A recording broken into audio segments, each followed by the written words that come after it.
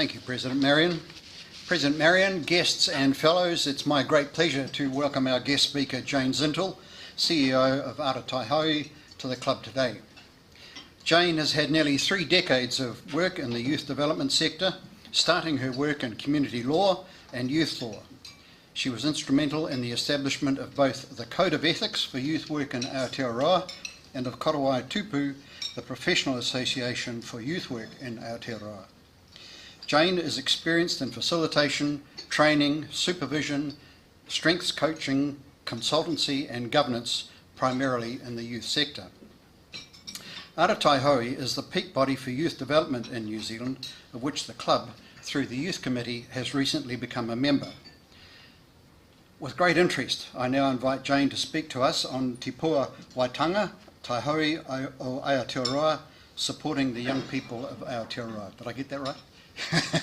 Well done.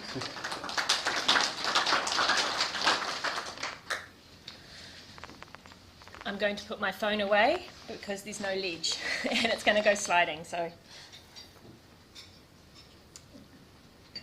tēnā koutou, tēnā tātou katoa, ko Jane Tokuingawa no Ara Taiohi ahau.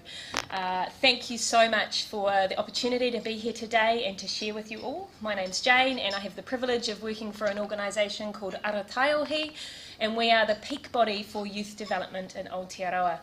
As I mentioned, my notes were on my phone, so if I go off track, I want to acknowledge my colleague Shannon Wong over there, who's going to be like doing this if I go over because I get distracted from where I was heading with this time. I wanted to start by acknowledging that I'm quite new into my role as CEO for Ara Taiohi. My predecessor, some of you may recognise her last name. Her name is Anya Sachinand, and she was leading Ara Taiohi for the 3 years prior to me taking over. She also was my boss. And I just wanted to acknowledge her because it's important that we acknowledge the people that go before. And there's 2 people in this room that go before her.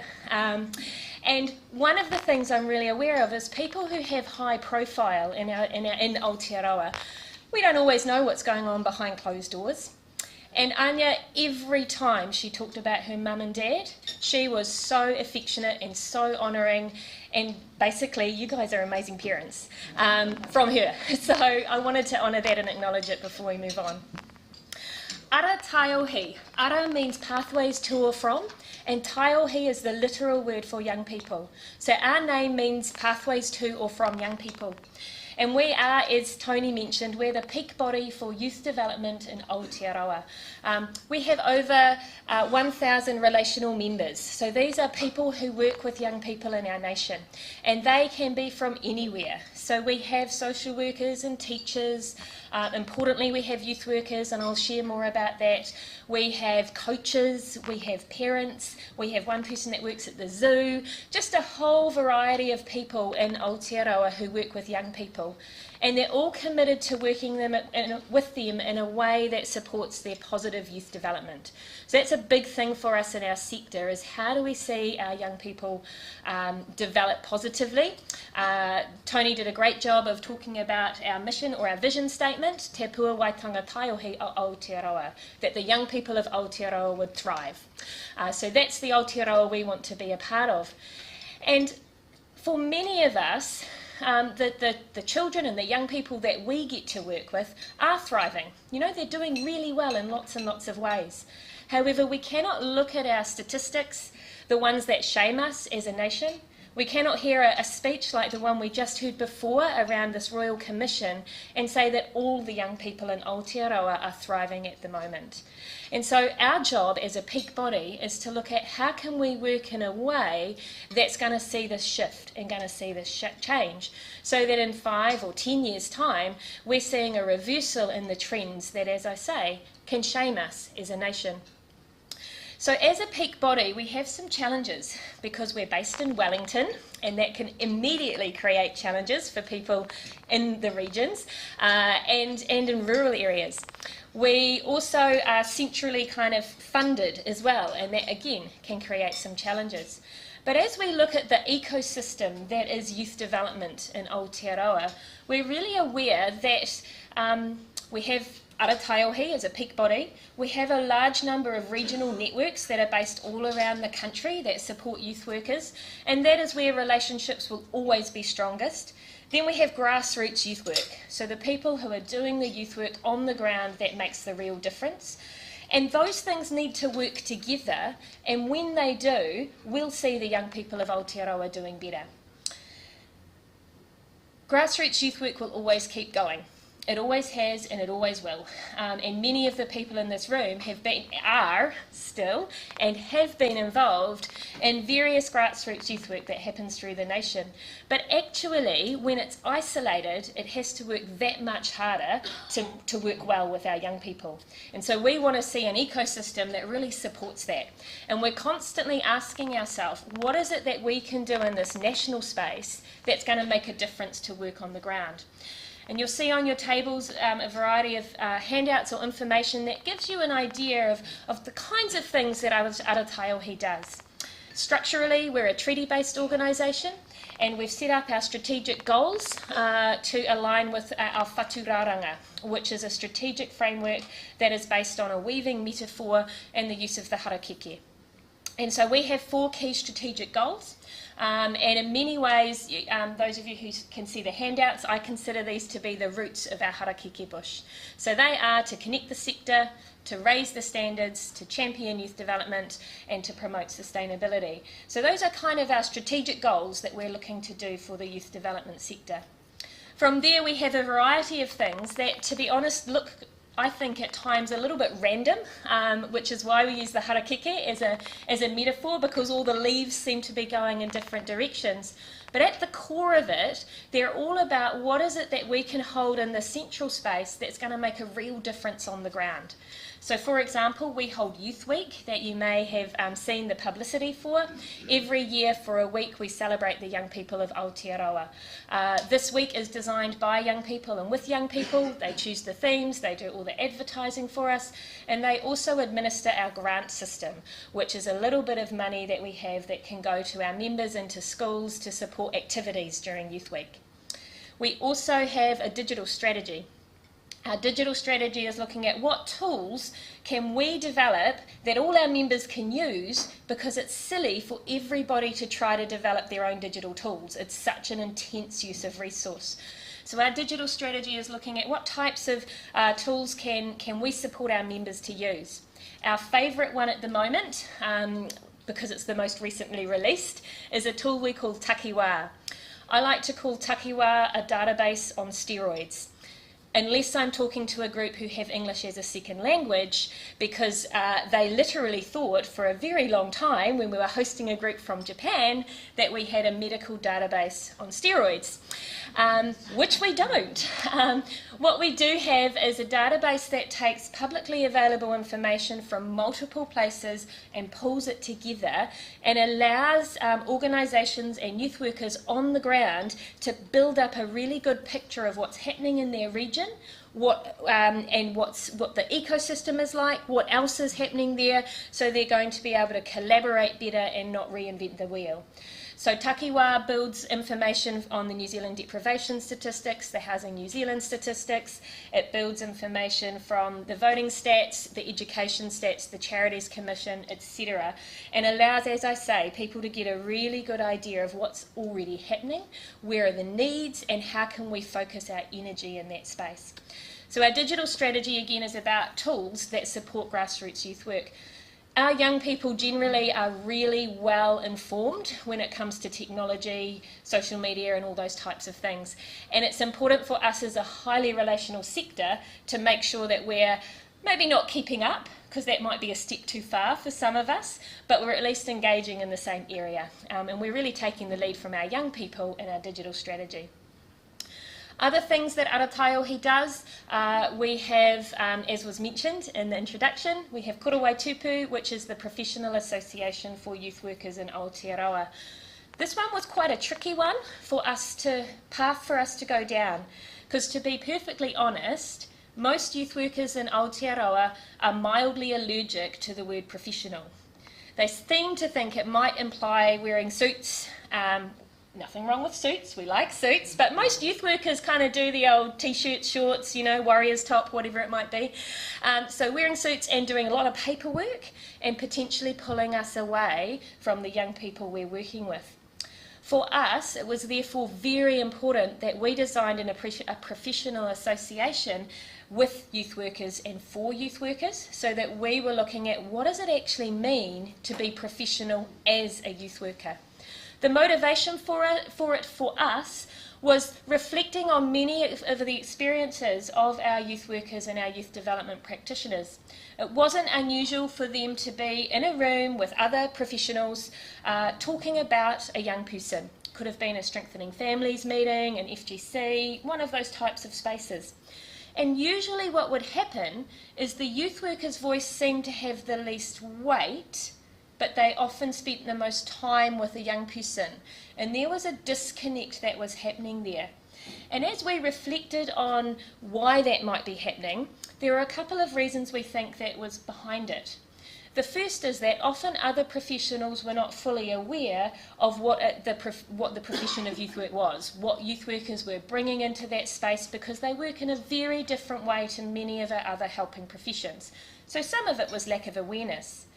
But to be honest, one of the biggest reasons their voice had the least weight is because a lot of youth workers would get into that space and there'd be all these other professionals around the table, and often they're not as highly qualified, and a lot of our youth workers got a little bit whakamā in that space, and they actually went a little bit quiet, and you don't get much of a voice if you're not talking much in that space.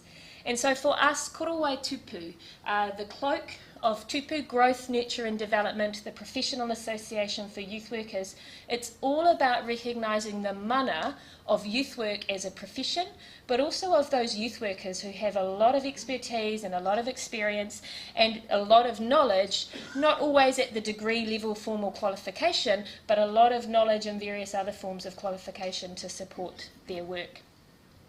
So Korowai Tupu, another key area that we are very, very proud of. Two other areas I'll mention, and then I'm probably close to 10 minutes. Shannon's nodding at me, so I'm probably past my 10 minutes.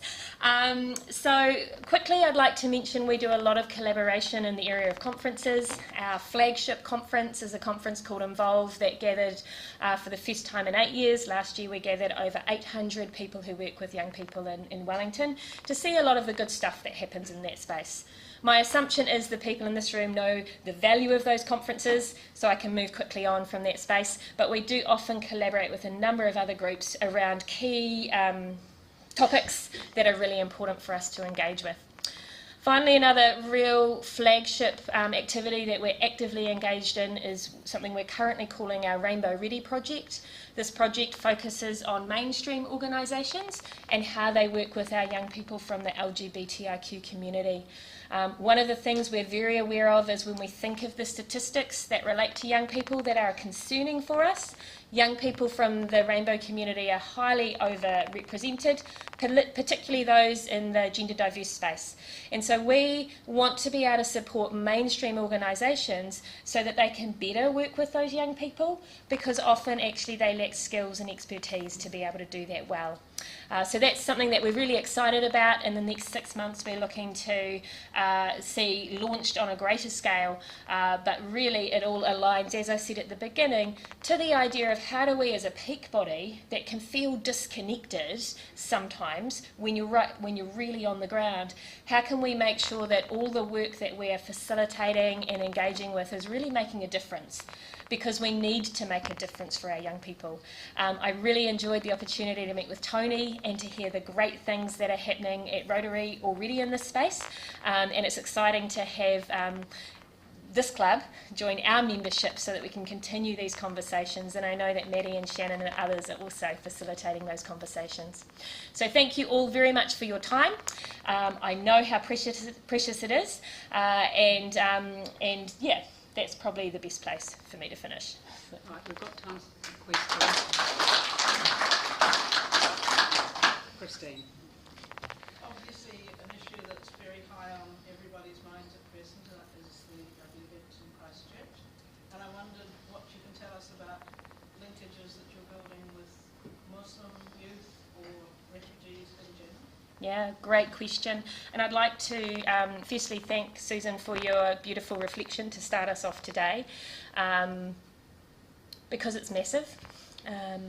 So if I can, I'd like to talk wider about youth development in Christchurch, and then I've got two wide areas. One is Ototahi wide, and then one is with refugee and migrants. Might start with refugee and migrants, that feels more appropriate. So our focus on Monday, actually on Friday as well, was to contact our members who are working with young people from refugee and migrant spaces. So we have a number of members who are working in that space. And at that stage, it was literally to touch base, to see how they were, to express obvious concern, and to offer support, but to know that actually that support might look like a cup of tea and somewhere that they can come and talk to. Because many of those, particularly in the Christchurch area, the ones that are caring for the people that are most affected are hugely affected themselves. And so who's caring for the carers has been that kind of discussion. I've heard back from most of them, and we've looked at some comms support that can be provided around things that are happening in that space. But most of them have just said, yep, looking forward to a cup of tea, but not right now, thank you very much, because that's the reality. In the wider youth development space, you'll have seen that young people through the nation, and particularly in Ototahi, have been leading, marches for love and all those wonderful things, some of the beautiful things that we're seeing arise from this tragedy. Our youth work community down there is very well connected. They, at every single big event, like Classical Sparks in the park or whatever, there's always a team of youth workers who works at those events to support and to awhi young people. And so our youth workers have been at all those events, providing that support. In Ototahi, regarding how young people are processing what has happened, obviously the event itself, massive impact from the downloading of the footage from the event. That has been huge, affecting the young people, particularly in Christchurch. And thirdly, unrelated, but last week they had 2 suicides that were apparently unrelated to the particular event. So for a very small sector, we have the people who are caring actually dealing with an awful lot of stuff relating to young people. So again, our role at Ara Taiohi has been supporting, offering support, and we're talking about some practical things that could look like, but also, really trying to make sure that awhi's in place. Any other questions? Tony, thank you. Well, a couple of really inspirational talks today, isn't it? Maddie and Jane covering off what's going on in the youth sector. I would like to invite Shannon at some stage to talk to us, but not today because she's got more power than these two together. That's why the youth committee has reached out to both Rotary Club with the enthusiasm that Maddie's bringing to that, and to Ara Taiohi because of the enthusiasm and inspiration that Jane is bringing. And the club is now a member of that and connecting to those 1,000 members of Ara Taiohi so that we can share Rotary's principles with those member organisations, and also use them as a source for Ryla, Raipen and all the other, we've got about 6 or 8 youth awards that we can share with Ara Taiohi and develop. Jane, it's been a really inspirational. When Jane and I first met, I was inspired already, but I'm just enthused to keep going. So Jane, thank you very much. Would you please join with me in thanking Jane for her speech?